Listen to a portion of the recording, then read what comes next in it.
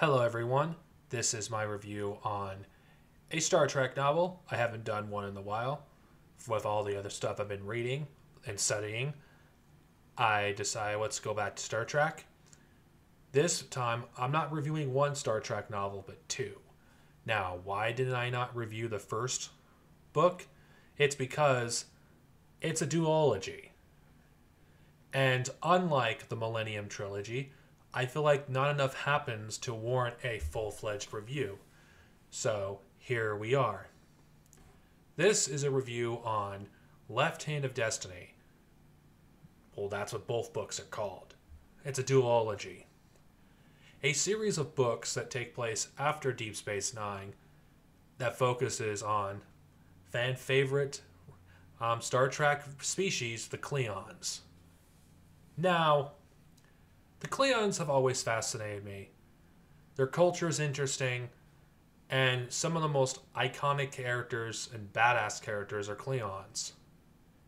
Now, the characters that this novel focuses on is Mortok and Worf and Ezri.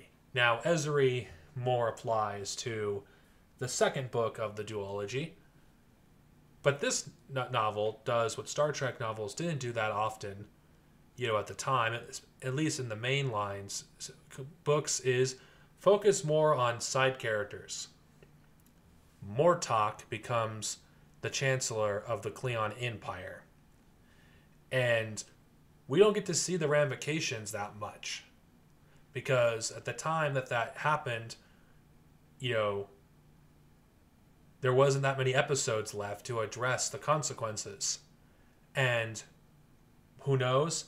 Maybe Star Trek canon will address this eventually. But the novels was pretty much all Star Trek fans had at the time for a continuation of Deep Space Nine.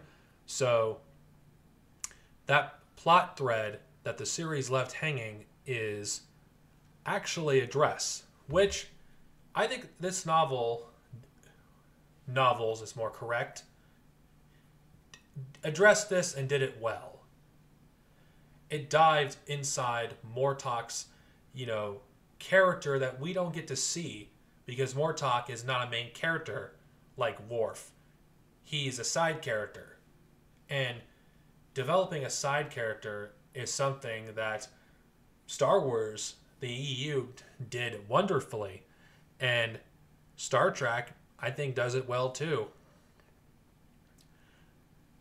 Mortok, which I've always found to be an interesting character in the series, I feel like this novel actually did him more justice, and we learn more about his past and how that would affect the present of the Klingon Empire.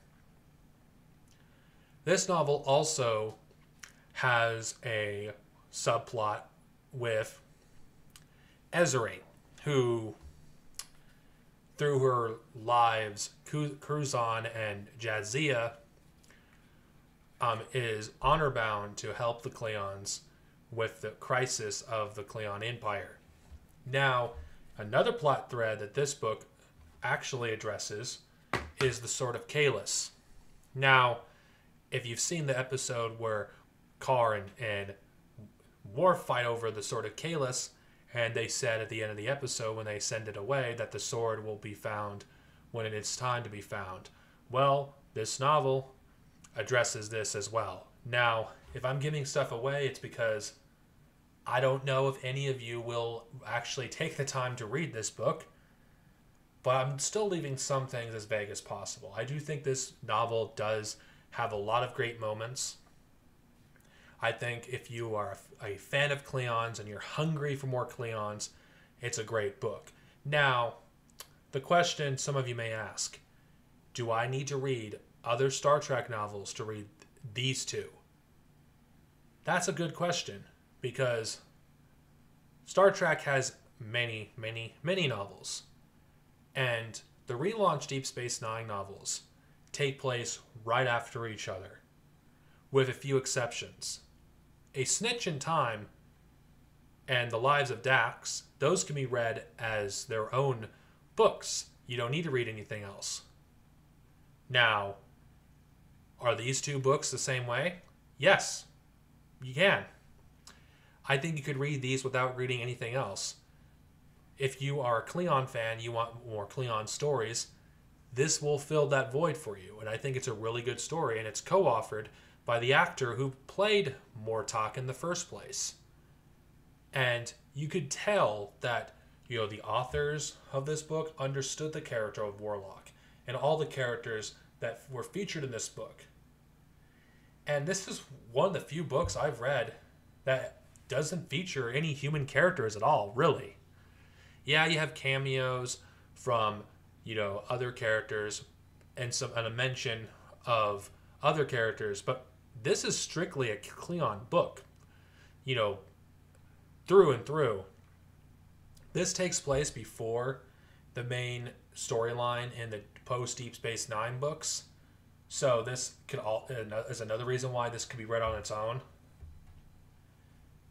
And yeah, what's the final verdict on this series of books? I highly recommend you read these. If you are a fan of Cleons and you are hungry for more Deep Space Nine, I don't think you'll be disappointed. Now, there are some things I did not bring up, but honestly, I would like people who have an interest in the Star Trek literary verse to check out these stories for themselves.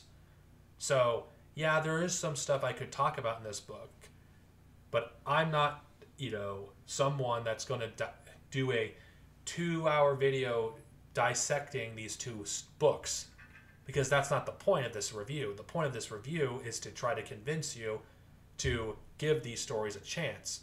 And if I don't do that, then I failed as a reviewer. So if you read these books after the fact and you point that out, that I didn't address this and this and that, that's because I'm not supposed to do that. I believe that I should leave out as little spoilers as I possibly can, so for those who actually care to read these stories, will read these stories. And that's how I stand for anything, whether it's Star Wars and Star Trek. So, yeah.